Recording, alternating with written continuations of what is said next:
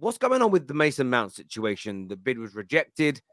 United reportedly walked away. We're going to try and sign Caicedo. Then Chelsea told the world that Bayern Munich were coming in for Mason Mount. Then there was a briefing that Mason Mount was expected to stay at Chelsea all along, and his preference was to stay. Now it's being claimed by Fabrizio that he wants to leave and he believes he'll leave. What's your understanding of this, the saga that is Mason Mount to Manchester United, Ben? Well, the first thing to say is Manchester United haven't walked away, and I reported that straight after the bid was rejected, and that was 50 plus 5, and Chelsea countered with 58 plus 7. We're talking in pounds for the international audience here. And Manchester United, 24 hours later, obviously intimated through various sources that they were prepared to look at other targets. And oddly, one of them was Moises Caicedo, who, shock horror, is Chelsea's top target at the moment and is a different position to Mount. And then another 24 hours later, we suddenly hear that maybe Bayern will come in and maybe Chelsea will sell to Bayern as a foreign club for a lower number. And there's not really too much substance to that either. So there's a lot of games going on. And that's normal because Manchester United want Mount, but they don't want to cave to Chelsea's demands. And they definitely won't be paying the 58 plus 7. And Chelsea also would now like to sell Mount because they don't believe that he'll end up signing any kind of new deal. And we have to be kind of careful how we paint this because there's lots of sides. So it can actually be possible, and it is actually possible, that Mount wants to leave Chelsea for Manchester United. Mount is pushing for the move. But if at any point Chelsea actually gave Mount the kind of contract that he was looking for in terms of terms, he would then have 2 offers to weigh up. And then who knows how he would react to that. So this is where the narrative gets a little bit dicey because Chelsea sources will argue very clearly one thing, that they've not offered Mount, even though it was perhaps the original plan, a post-season contract, because it's simply been indicated that he won't sign it, that they're far apart in terms, and that he wants to move to Manchester United. So why bother following through and placing a new contract, the first since February, if Mount is simply not going to engage? And then the Mount camp argue a little differently, that they feel the goalposts have changed and it went from a long-term deal that he might have been prepared to sign if the terms were a bit closer to a short-term deal in February he wasn't prepared to sign, to nothing on the table. And this is where we get a bit of a deviation between the Chelsea side and the Mount side. And regardless of that, the context and the history doesn't matter at this point, because right now, Mount wants to go to Manchester United. Manchester United want Mount and Chelsea are in selling mode, which is why there's still an expectation that this week something might get done. And it's all just going to be about a compromise. So that's where the games come in. Chelsea are trying to hike up the price. Manchester United are trying to stick to their guns. And they're also doing that because with about 100 million, regardless of whether the Glazers stay or go, they would like 2 signings, not 1. So Mount at 65, it's a lot harder to go and get a second player than Mount at 55. And this is why Manchester United are being very disciplined. So I feel like this will resolve itself one way or the other this week, if not in the next 48 hours or so, because the games will stop and the clubs are still in contact. They're not necessarily going to meet face to face in any kind of amicable way, as was suggested by Chelsea when they made their counter offer. But it's highly likely that this will be resolved definitively this week, one way or the other, which means that either the sides will agree something in the middle and a compromise for under 60 million, but a bit more than Manchester United offered, and maybe with a better structure, that type of compromise will be reached. Or finally, Manchester United will have to say, okay, we've done everything in our power. We believe our offer was fair. We've made 3 bids. We've engaged with you. We still haven't got it for under 60 million. So now we do actually have to walk away. But at the time, again, we're speaking, the situation still is that Mount wants to go. Manchester United want Mount. They haven't walked away. They've left their current bid on the table. The clubs are speaking. So I think watch this space over the coming days, because it's still very possible that Mason Mount does end up moving to Manchester United, and quickly. You know what really intrigued me about this deal when all this news broke? And we did a couple of videos on it.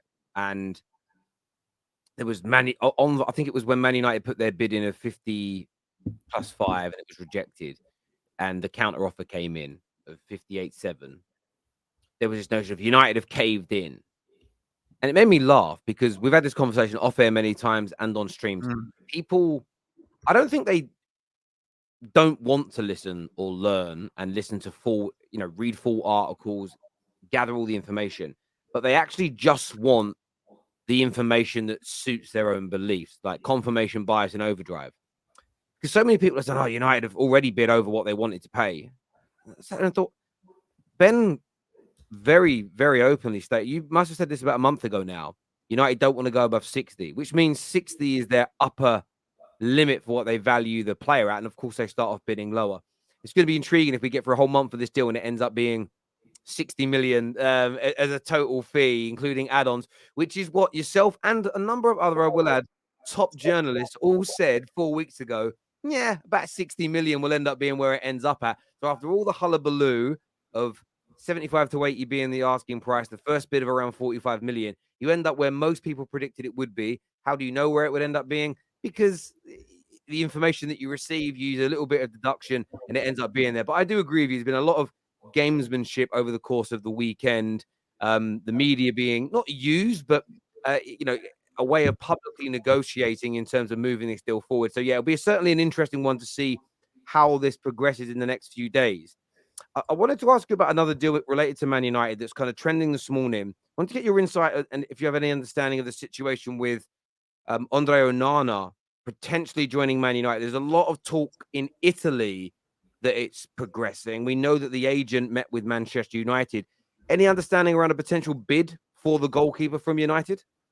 Yeah, it's quite difficult with Onana. The interest from Manchester United is real, but the price is a problem. And the only saving grace in dealing with Inter is they're going to have to sell somebody. They will lose one or two of their assets. So Inter's position with all of their players in the early part of the window, and remember their window opens on July the 1st. So the Premier League are sort of pushing for players, but these clubs are a couple of weeks behind and therefore don't see the window as 2 or 3 weeks open. So Inter are quite bullish at this stage, but they want to try and bring Lukaku to the club either on a loan or a permanent signing. And they would like to keep hold of Lautaro Martinez, not for sale is the official stance. Bastoni appears untouchable. So something's got to give, and it might be Onana. Now, maybe in the next hours, it will be a case of about 20 million euros for Brozovic, and that will help. But there is a possibility for Onana, but Inter being very difficult on price. So we're not at the point of Manchester United bidding for Onana, but they've explored the deal. And we're hearing all kinds of prices out there ranging from 40 million euros all the way up to 70 million euros. And the kind of prices that are being spoken about verbally by Inter to anyone exploring the deal are at the higher end. So Onana at the lower end of that bracket is a possibility for Manchester United, and Chelsea superficially have explored that deal as well. And if Manchester United move for Onana, it would obviously inform the David De Gea situation, and that has to move this week because the contract is expiring. So with De Gea, the terms are agreed and it is a pay cut, but De Gea hasn't signed. And there's been a lower confidence in the last week or so that he will. So it's not about negotiation with De Gea. The deal is there on the table. It's just whether he signs or not. And I don't think De Gea is going to sign unless he's told that he's going to be the number one goalkeeper heading into the new season, as opposed to it's 50-50 and you fight for your place, or you're going to be the number two. Then it's very different for De Gea. So it's likely that De Gea is going to be resolved before anything moves with Onana. And as a result, it's better with Onana and Manchester United to look at what happens first with De Gea, bearing that in mind that if De Gea extends, he wants the game time.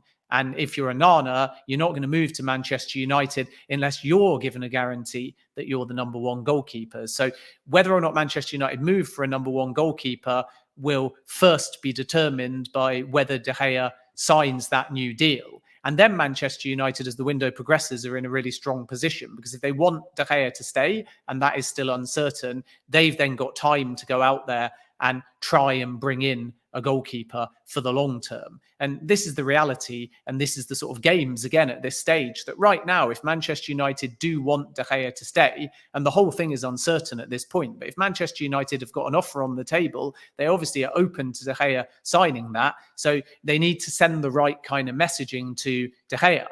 If he puts pen to paper, they can do what they want after that. And that is just the games of the window. And sources have indicated on the Manchester United side that regardless of De Gea, they will try and bring in a number one goalkeeper, someone that can compete with De Gea, someone that can replace De Gea. But at this point, they have to be very careful with what they're saying to De Gea, because if it's categorical now that, say, they've put in a bid for Onana, then it's almost certain that De Gea will just leave. Maybe now that's what Manchester United want. Maybe they're not that bothered. But again, you don't leave a done deal on the table pending a signature unless you are prepared to keep the player. So it's a very fragile situation with De Gea as to whether he stays or goes. And that's going to have to be resolved first, because the contract expires in a matter of days. And then from there, we see whether Manchester United can move to Onana. Not the number one priority again. So Mount, midfield, traditional number 9, goalkeeper, and then maybe, depending on outgoings like Maguire, some form of defender coming in. But at this stage, budgetary, because of financial fair play and due to uncertainty of ownership, they're not going to be able to do everything. So I don't see Onana as being a today, tomorrow, rush, bid, get kind of deal. I think that if it progresses with Manchester United, price is going to have to come down and it's going to take more time. Yeah, look, I think the Onana deal is an interesting one for me, because we're obviously trying to keep spending in and around that £100 million on these first 2 players before sales are done or a takeover goes through. And again, if you end up paying over 60 million for Rice, you've got less money for this potential goalkeeper. So yeah, I'm intrigued to see what happens. Maybe if, as you say, United get to this conclusion this week, which there's a certain level of the word I would look for, encouragement or expectation, as you stated, that the Mount deal can get done. Maybe it's this week. If they finalize a price of 55 million, it will give them an idea of what they can then spend on maybe a new goalkeeper. If they buy a new goalkeeper, that probably dictates whether or not De Gea signs his deal. But United are also learning here, and I think Man United fans, whether you agree with the players that the club's targeting, the practice is better. A couple of seasons ago, we promised Dean Henderson that he would be given an opportunity to be the first team goalkeeper, and he never got it. And the reason why I think that's dangerous is that you end up creating animosity and problems within a dressing room, which are hard to resolve. So it's much better that we don't sign De Gea up on false pretenses, if you get where I'm coming from, then delaying it. And I know that fans want everything resolved in the here and now, but the football transfer window is never as simplistic as that. As I've already stated, clubs that want to buy our players are going to hold out because they know that we need to sell. And if they just pay us what we want now, they're helping a rival. They won't leave it too late because they want to add players to their team before pre-season. It's just a game. It's all a game of like the clubs trying to get the most amount of money possible for sales and pay the least amount of money when buying people. And I know that sounds really basic, but I do think football fans forget that element of the transfer window, and they treat it like it's buying a sandwich from Tesco's, and you go in and you pay the price, you leave and you eat it. And I don't like to sound condescending, but it may come across that way. Unless you've dealt in multi-million-pound business deals that have 5, 6, 7, 8, 9, 10 moving parts and entities involved, it's very difficult to comprehend. It isn't like FIFA. It's not like Football Manager, where it's quick, basic negotiations. It all takes a long time. So it feels like that's what's going on with the goalkeeper situation there for United.